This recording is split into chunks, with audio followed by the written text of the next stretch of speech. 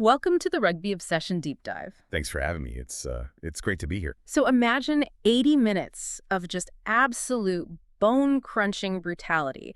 You are facing a team of athletes, right? And their entire purpose for an hour and a half is to physically dismantle you. Oh, yeah.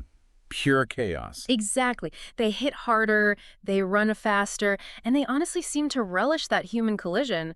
But then the referee blows the final whistle, and instantly, like right away, those same terrifying athletes shake your hand, call you sir, and calmly invite you for a post-match drink. It's quite the contrast, yeah. It really is. And we want to hear your thoughts on this, so definitely leave a comment below. Also, right up top, make sure you subscribe to Rugby Obsession YouTube channel and newsletter from the link in description. So, today we are looking at a rivalry that completely shatters how we usually understand sports. The tectonic collision between the South African Springboks and the New Zealand All Blacks. It really is the ultimate heavyweight bout in global rugby. And what makes it so endlessly compelling, at least for me, is that we aren't just looking at two different playbooks here. Right. We're looking at a deeply psychological, structural war. These are two completely distinct ways of understanding how the game itself should fundamentally be played. Yeah, and our insights today come from a really revealing piece in Planet Rugby. It unpacks this fascinating interview on the DSPN podcast with All Blacks legend Murray Mexted.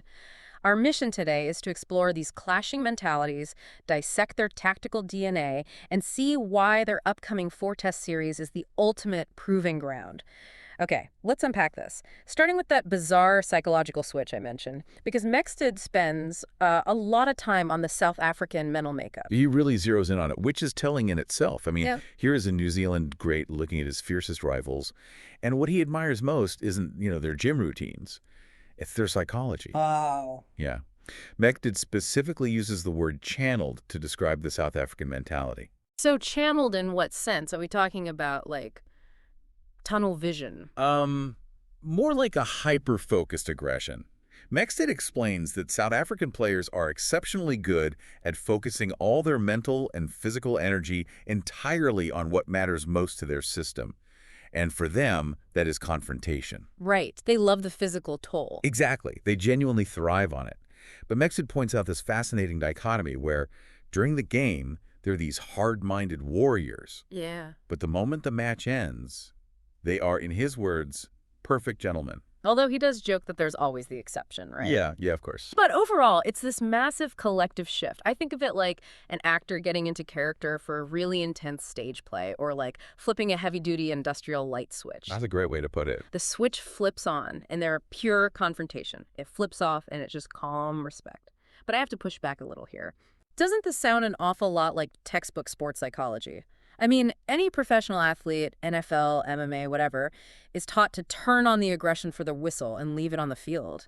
How is this Jekyll and Hyde discipline actually unique to South Africa? Well, what's fascinating here is that you're right about standard sports psychology, but what we're seeing in South African rugby transcends individual emotion management.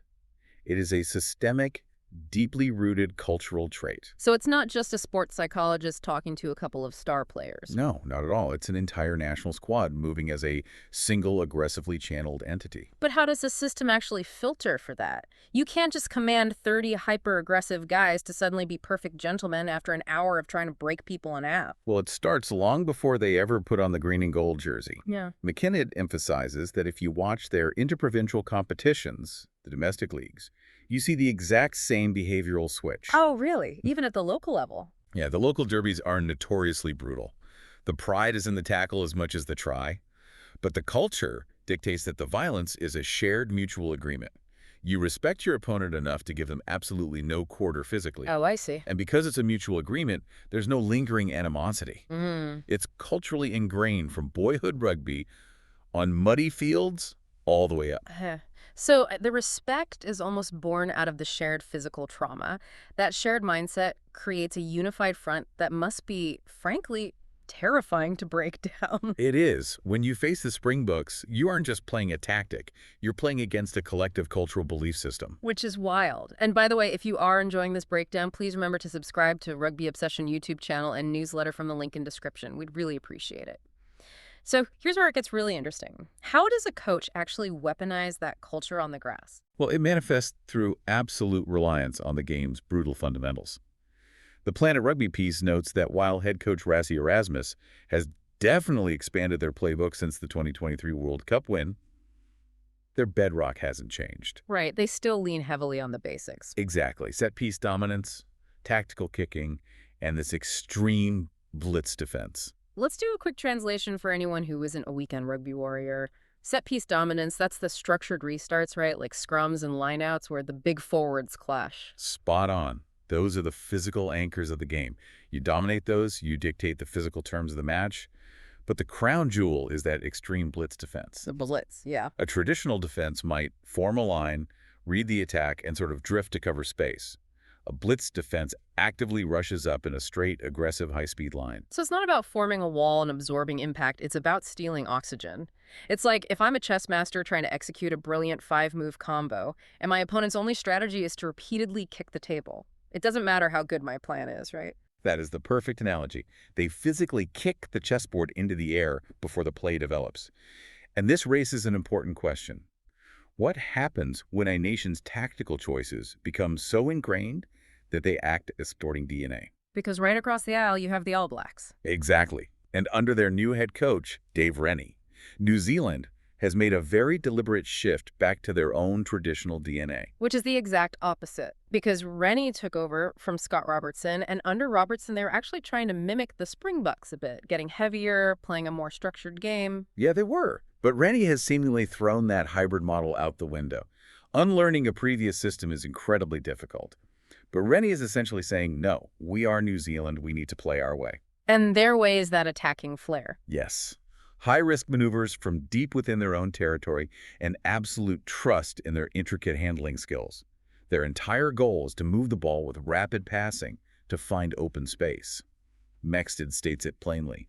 Their priority is defense, and our priority is attack. Wow.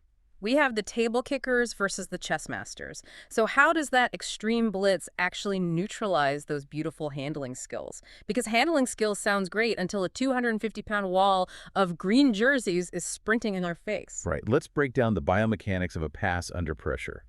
To execute a complex play, an All Black needs a fraction of a second to process the field and release the ball smoothly. The extreme blitz is engineered to physically erase that fraction of a second. It's forced panic. Exactly. It induces chaos. When the defense is in your face instantly, you can't step into your pass.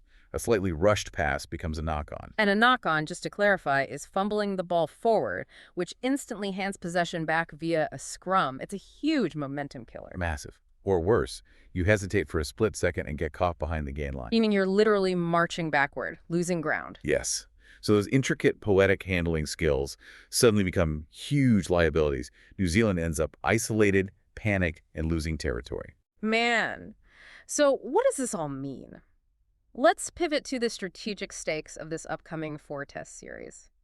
Because New Zealand is coming off a highly successful run in the Nations Championship. They just beat France, Italy, and Ireland. Those are massive scalps for Dave Rennie. Beating France and Ireland proves New Zealand's return to attacking DNA can work against elite teams. But Mexted basically says, hold on a minute. He explicitly tells DSPN that facing the Springboks is a completely different world, the truer test. Oh, absolutely. So is beating France and Ireland like acing a tough midterm exam? But facing the Springboks is the brutal dissertation defense, where the professors are actively throwing chairs at you. Haha. If we connect this to the bigger picture, the chair throwing is exactly the difference. That's why Mexted uses the word yardstick for this series. You can win midterms against France and Ireland because it's a tactical fencing match. Chess against another chess master. Right. But South Africa is a street brawl in a phone booth. Beating the Northern Hemisphere teams might actually give New Zealand a false sense of security.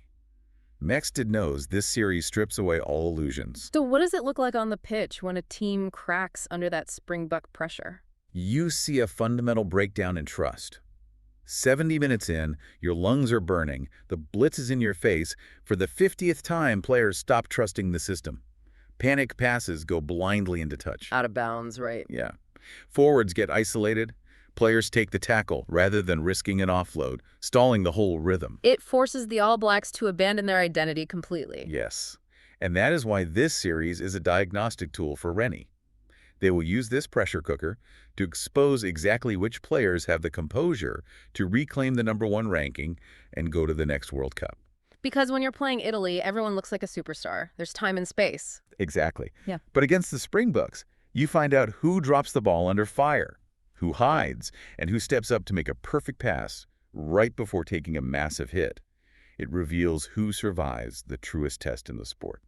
Incredible. It really is the ultimate proving ground for the soul of the roster.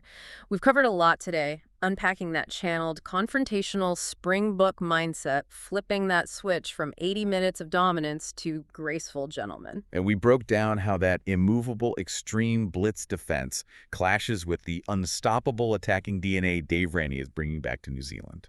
And why winning midterms in the Northern Hemisphere might be a false sense of security before the ultimate yardstick test. For you listening, think about how that on-field, off-field switch might apply to your own career or challenges. Being fiercely focused under pressure, but grounded and respectful when the task is done. It's a powerful framework. It really is.